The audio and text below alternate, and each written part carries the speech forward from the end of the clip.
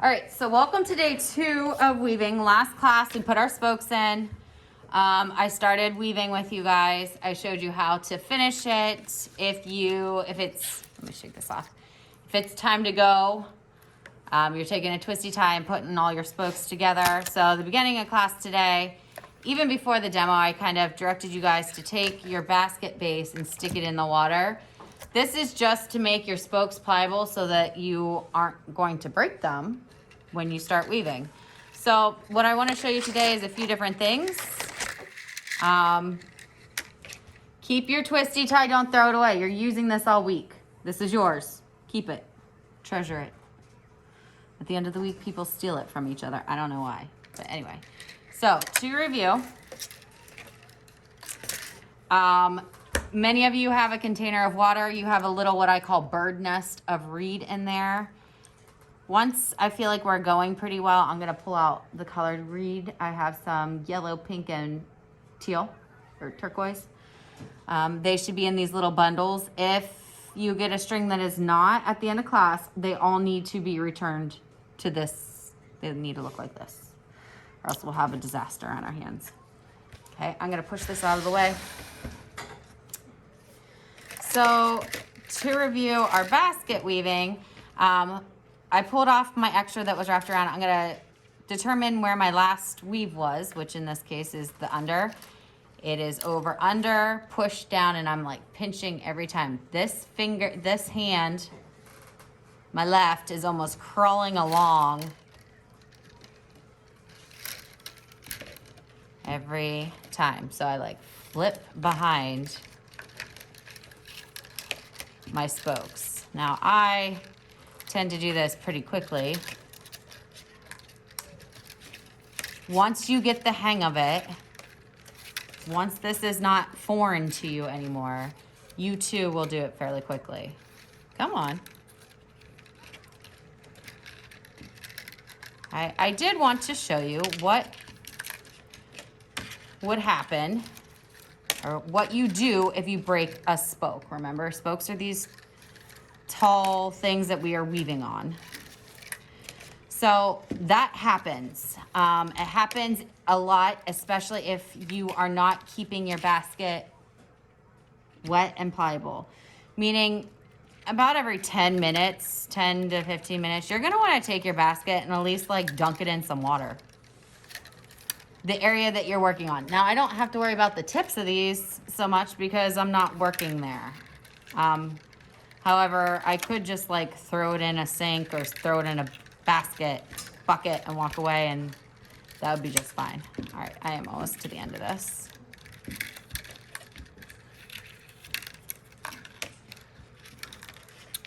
It is very important that I adjust my spokes every once in a while, make sure that they're going straight up.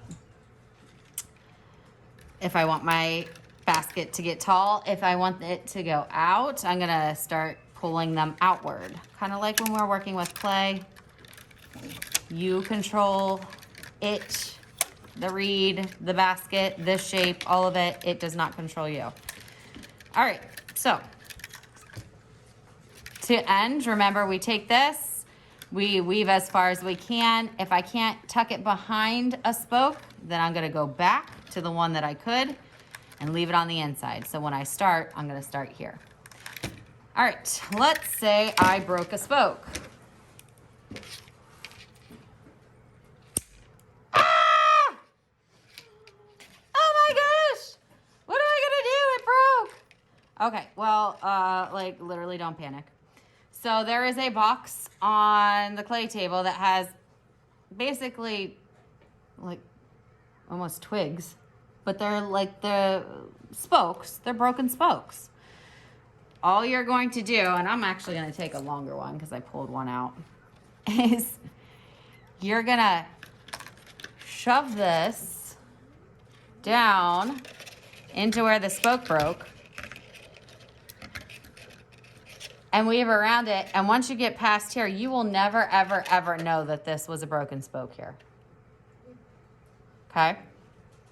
So don't panic. The only thing that might be a problem could be your beads. I want to show you the beads today, and then you're gonna have today and tomorrow basically as a work session.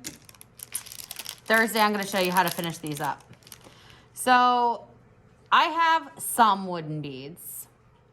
I have some in these dark colors. I got a couple turquoise. You can get your own beads. You can use the big pony beads, or if you have some at home. The whole thing is the center has to be large to go over the reed. So the only time you might run into a problem with a broken reed is if you can't get your bead over top, but as you can see, it went right over top. And all you're going to do is whatever design you want, you're gonna put these right on there. Come on, there you go. Do you guys know what I'm talking about when I say pony beads? You know, kind of. Okay, hold on.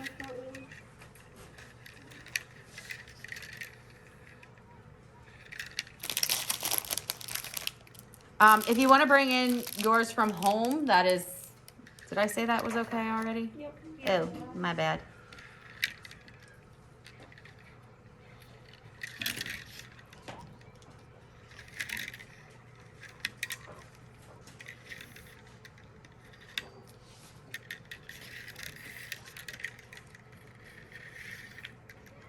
Okay, so once I have that on there, I'm gonna use just a short one here. I'm gonna get another bird nest bundle, unwrap it.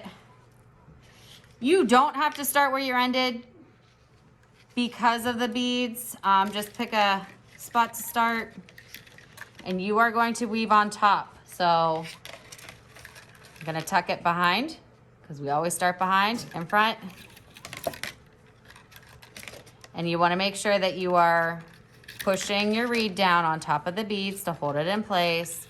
It's gonna feel a little weird your first pass. That's called a pass every time you go across. But once you do your first, let's say 2 passes, it'll be like nothing, no big deal. You'll feel like you were just weaving normally.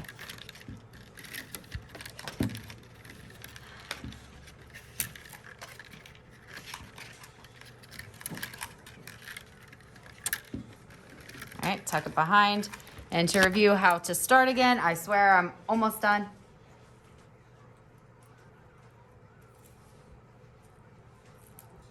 If I could untangle this. So I ended here. It's a behind this spoke. I'm gonna start this one right here like so. Pretend like you're like taping them behind the spoke together and continue like you never ended. All right. Questions on this? Speak real loud. Could the beads possibly break? No, not so much. Any other questions? Pierce?